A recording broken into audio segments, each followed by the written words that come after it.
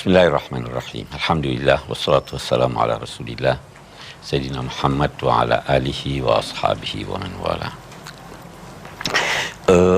Kali ini kita akan bahas surah Al-Infitar. Sebelum ini kita pernah membahas surah At-Takwir, surah At-Takwir, surah Al-Infitar, surah Al-Insyiqaq, yang nanti juga kita akan, pada gilirannya kita akan bahas, pernah dilukiskan oleh Rasulullah Sallallahu Alaihi Wasallam dengan sabdanya, siapa yang ingin melihat peristiwa kiamat, ingin melihat dengan mata kepalanya, maka bacalah surah-surah At-Takwir, Al-Infitar, dan Al-Insyiqaq. Memang surah-surah ini semuanya dapat dikatakan berbicara tentang hari kiamat, walaupun dengan penekanan yang berbeda-beda.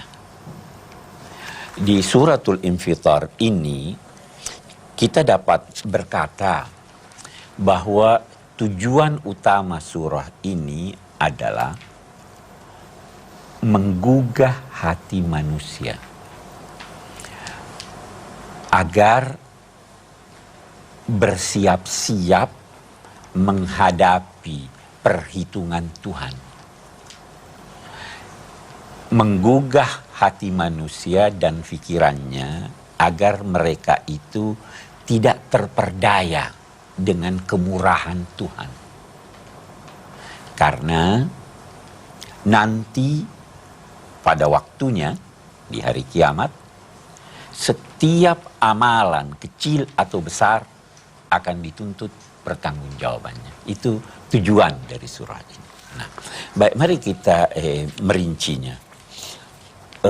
Ini surah oleh sementara ulama dikatakan merupakan surah atau wahyu yang ke-82 yang diterima oleh Nabi Sallallahu Alaihi Wasallam. Wahyu pertama kan Iqra, ya. Oke. Dia dimulai dengan firman-Nya izas sama'un fatarat. Nah, kita terjemahkan apa tuh itu? Izas sama'un fatarat.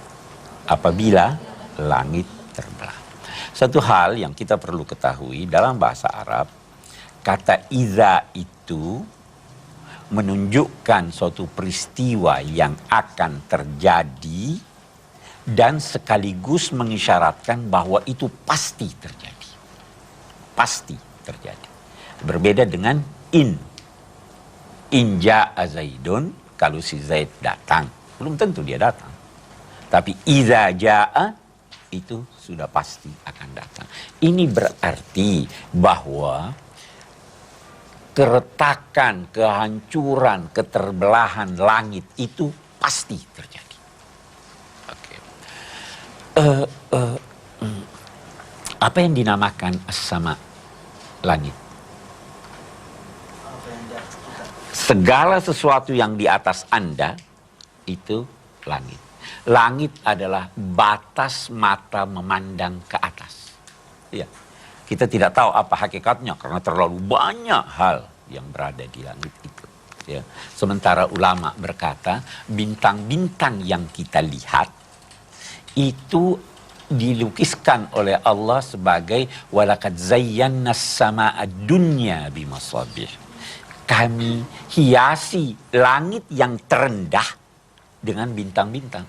Padahal langit ada 7 lapis. Kita tidak tahu apa yang di atasnya. Yang penting, apabila langit terbelah, wa idzal kawakibun tasarat, dan apabila bintang-bintang berserakan.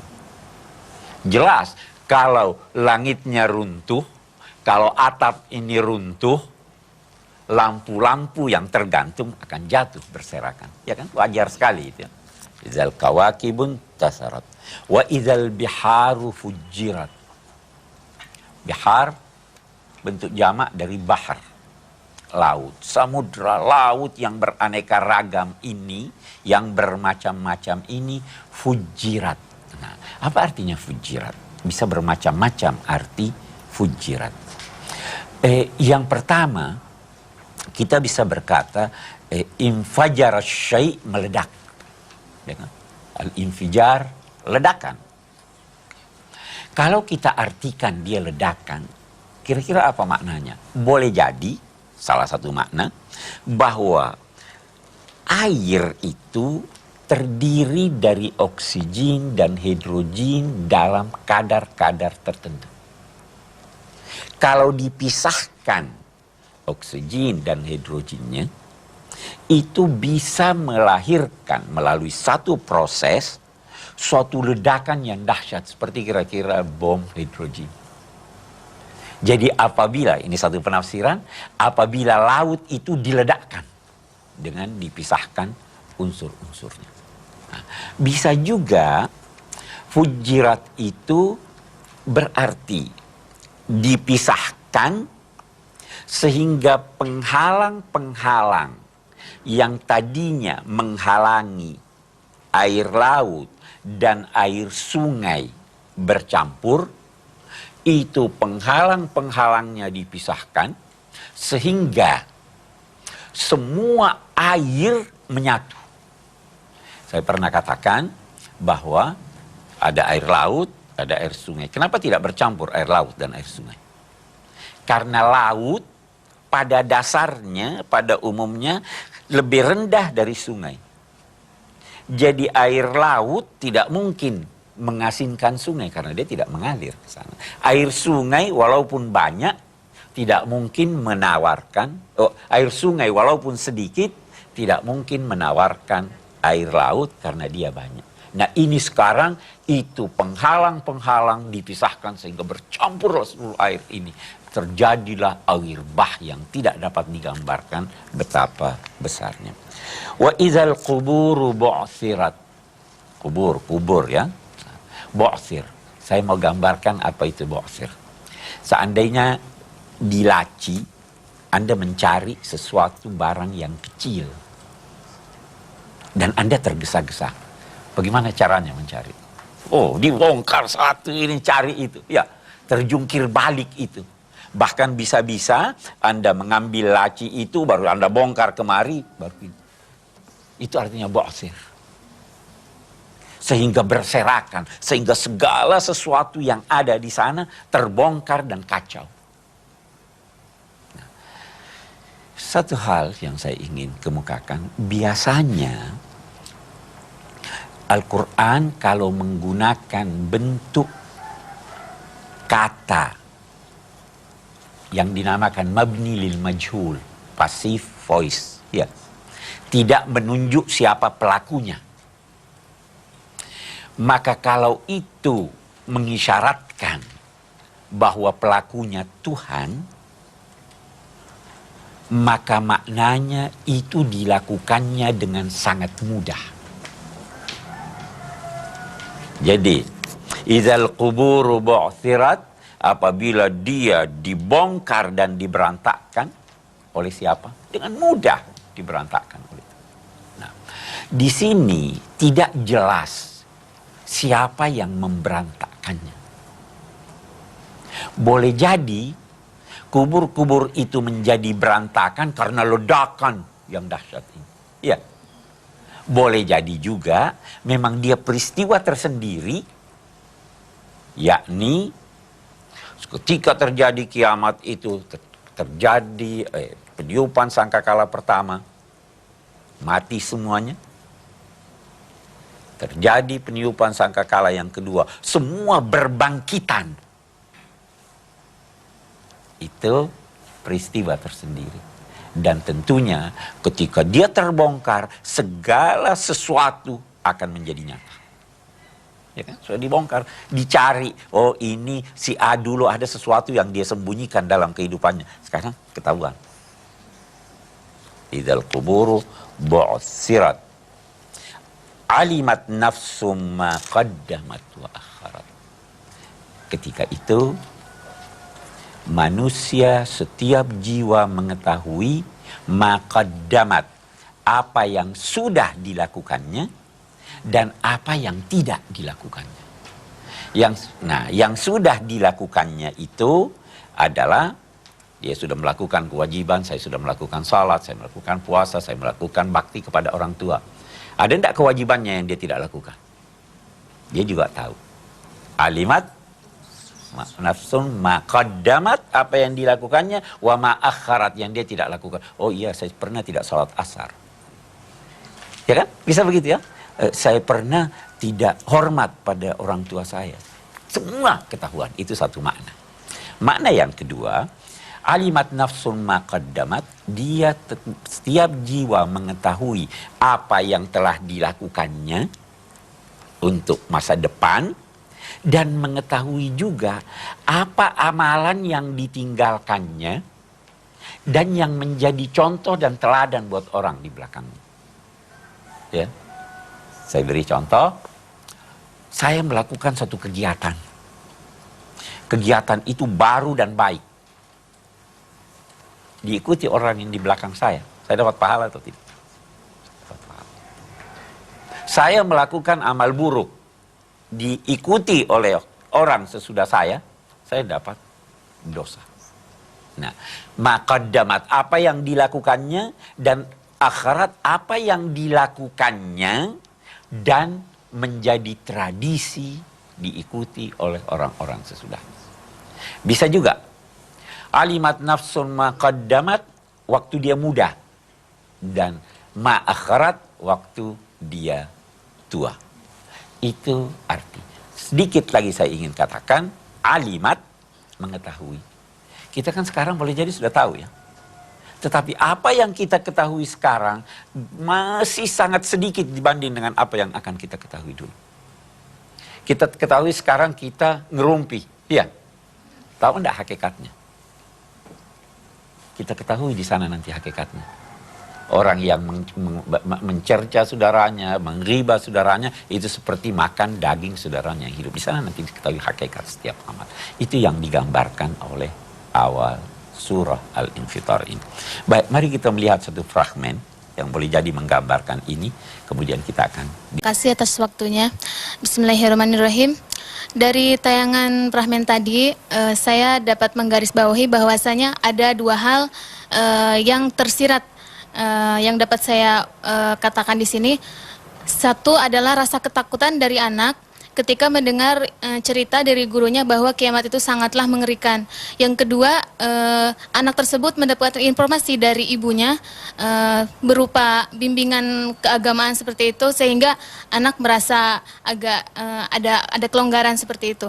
Kemudian pertanyaan yang saya ajukan di sini, apakah pantas, apakah etis seorang guru, apalagi ini seorang guru, memberikan informasi tentang kiamat kepada anak di bawah umur sehingga anak tersebut mengalami ketakutan? Secara psikologis, apakah ini mengganggu kepada anak tersebut gitu Pak? Terima kasih. Ada sementara kita yang ingin menggambarkan Tuhan dalam bentuk gambaran yang mengerikan. Tidak dapat disangkal bahwa kiamat itu dengan segala gambarannya mengerikan, neraka itu mengerikan. Tetapi hendaknya kita kembali kepada tuntunan agama, yaitu bahwa harus digabungkan antara rasa takut dan optimisme.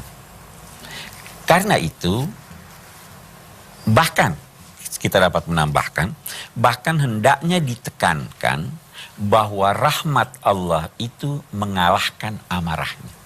Nah, karena itu sebaiknya ketika menjelaskan hal-hal, apakah itu kiamat, apakah itu neraka dan lain-lain sebagainya, selalu dibarengi dengan penjelasan yang tidak menimbulkan rasa antipati, tetapi menimbulkan optimisme. Walaupun optimisme itu dibarengi dengan kehati-hatian. Nah, jadi sebenarnya ibu ketika menjelaskan bahwa tidak usah takut, asal kamu salat dan lain-lain sebagainya, itu satu langkah yang baik. Saya kira itu. Karena memang akan sangat berpengaruh pada anak sikap kalau kita menanamkan hal yang sangat menakut-nakutkan itu. Apalagi kalau sudah ditambah-tambah ya. Oke. Baiklah, silahkan. Siapa lagi? Saudara silakan. Assalamualaikum warahmatullahi wabarakatuh. Saya tertarik dengan pemaparan Pak Kures tadi bahwa memang untuk menggambarkan sebuah kejadian kiamat yang maha dahsyat itu perlu tidak hanya sisi yang menakutkan, tapi optimisme atau hikmah di balik itu. Tapi lagi-lagi sesuai dengan apa yang turun-temurun dari tradisi kita zaman dulu, dari mulai kita SD, itu gambaran yang diberikan oleh para guru, orang tua, kiai, ustadz dan sebagainya itu suatu yang sangat-sangat membuat kita ngeri. Jadi kadang-kadang ketika kita menjalankan ritual agama, sholat dan sebagainya, kita hanya takut saja. Takut bahwa kalau tidak sholat nanti akan kena sanksi seperti ini. Sementara ajakan-ajakan persuasif itu sering dilupakan oleh para guru, para kiai. Mungkin di sini ada beberapa hal yang Pak Kures bisa menyampaikan. Kira-kira metode-metode yang diberikan selain hanya rasa ketakutan seperti tadi, optimisme dan sebagainya, itu ada yang lebih praktis dan langsung mengena pada sasaran. Demikian. Al-Quran memperkenalkan 4 macam cara untuk menggugah manusia mengenal Tuhan dan mengamalkan ajaran-ajarannya. Yang pertama, mengajaknya untuk memperhatikan alam raya. Dengan memperhatikan dan mempelajari alam raya, dia akan mendapat manfaat berganda. Yang pertama, mengetahui rahasianya, dan dengan demikian dia dapat mendapatkan kenyamanan dari sana. Dan kedua, mengetahui bahwa ini pasti ada penciptanya yang maha kuasa, maha mengetahui, dan dia akan kagum dan taat kepadanya. Itu yang pertama. Yang kedua, mengajaknya memperhatikan dirinya, manusia. Manusia memiliki kelemahannya, tapi juga memiliki keistimewaan-keistimewaannya. Dan ini mengantar dia kagum kepada Tuhan, dan sekaligus merendah diri, sekaligus bekerja sama, dan lain-lain sebagainya. Yang ketiga, menggambarkan kisah-kisah. Ada kisah orang baik, ada kisah orang jahat. Yang baik dipelajari mengapa dia baik supaya diikuti. Yang jahat dipelajari supaya dihindari apa yang diingini. Yang keempat adalah memberi janji. Ada sorga di akhirat, ada ketenangan hidup di dunia bagi yang taat, dan ada neraka. Nah, kita biasanya yang paling gampang itu adalah cerita neraka. Ya kan? Nah, ini yang kita perlu hindari. Mari kita mengajak orang memperhatikan alam raya. Mari kita mempelajari ilmu alam, ilmu fisika, dan lain-lain sebagainya yang mengantar kita kepada Tuhan. Itu metode yang digunakan oleh Al-Quran. Jelas ya? Baik, saya kira kita bisa melanjutkan lagi bahasan kita. Saya ingin kembali. Alimat nafsum ma qaddamat wa akharat. Kita sudah jelaskan apa yang dimaksud dengan qaddamat dan akharat. Saya ingin Anda sekalian menggambarkan satu ayat untuk mengetahui hakikat amal kita.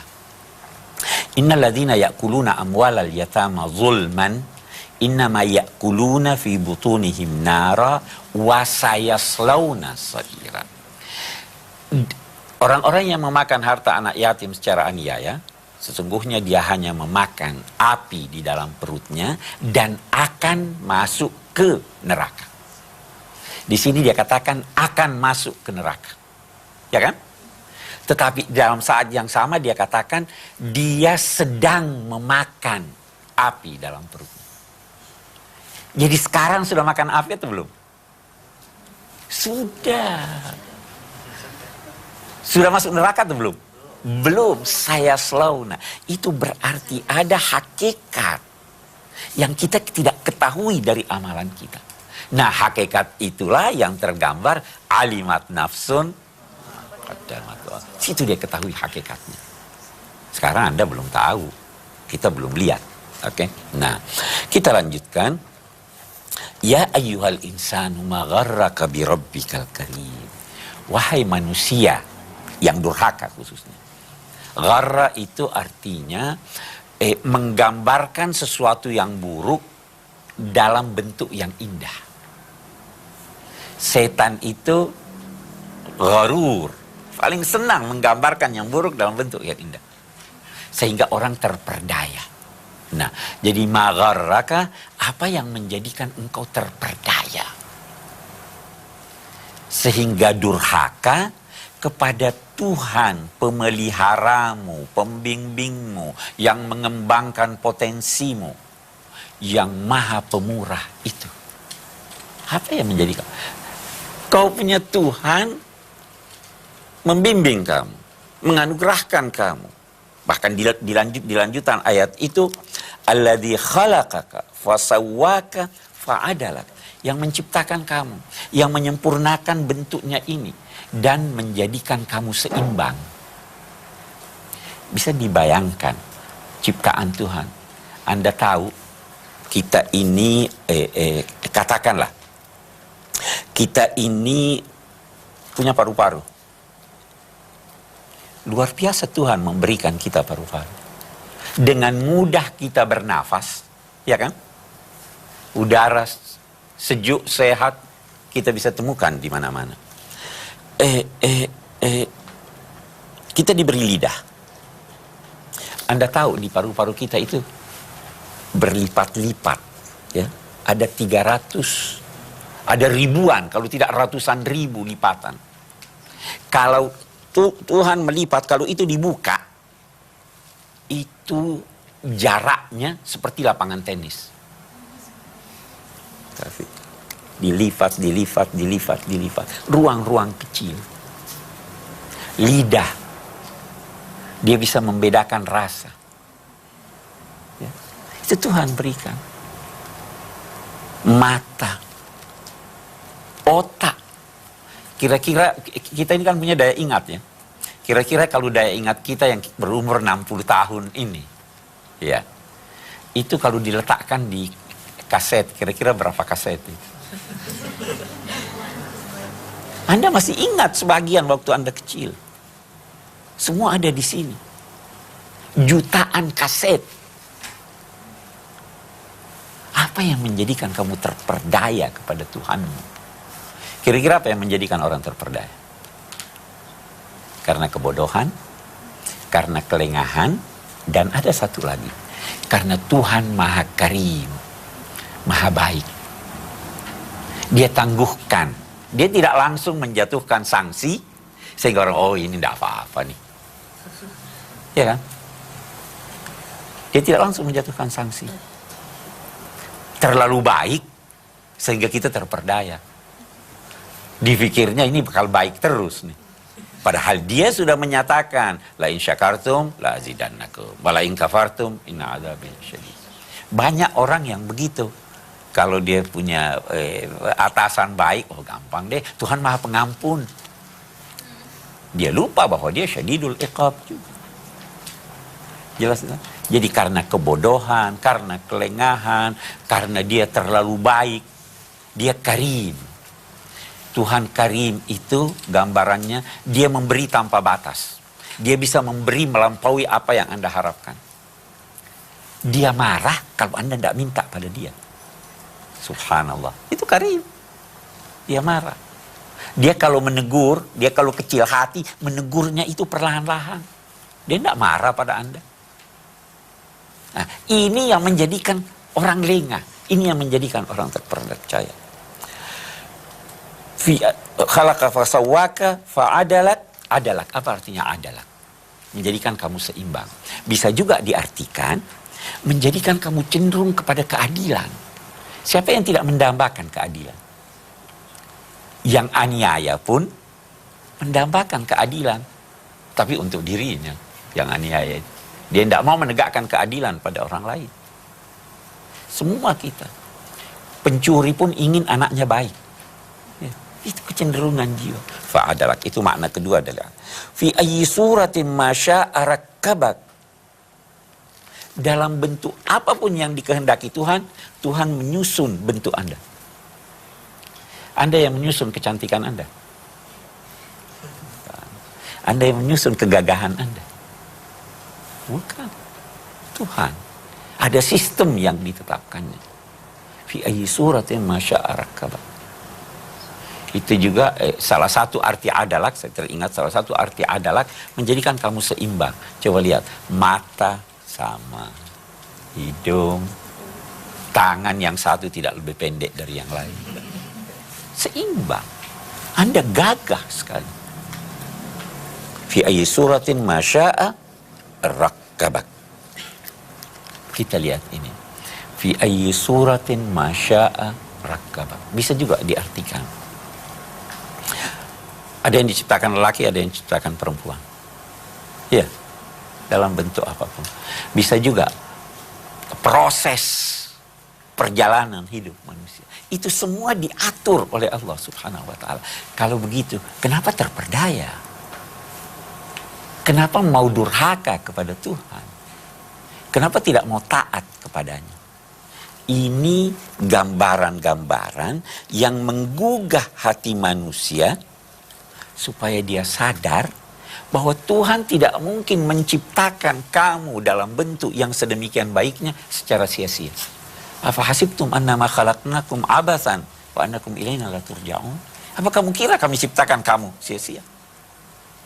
Kami beri kamu otak, pikiran untuk berpikir, mengetahui kebesaran Allah sehingga tunduk kepadanya. Itu yang saya katakan tadi, 4 cara itu. Jadi mestinya dia sadar bahwa ada hari kemudian dan ada pertanggungjawaban yang dituntut dari setiap orang. Itu mungkin kandungan yang ini. Saya ingin kita diskusikan apa yang kita bicarakan. Silahkan. Terima kasih. Dari pembahasan yang baru saya dengar tadi, saya tertarik masalah azab ya Pak, yang berhubungan dengan hari kiamat.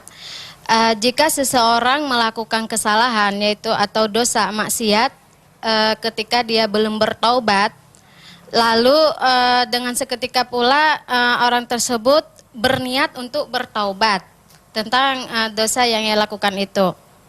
Namun Allah tidak memberikannya kesempatan, dengan seketika pula orang tersebut meninggal, ya kan? Apakah niat taubatnya itu udah diterima di sisi Allah?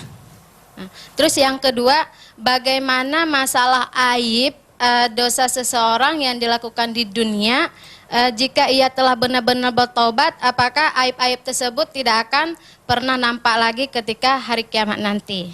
Terima kasih.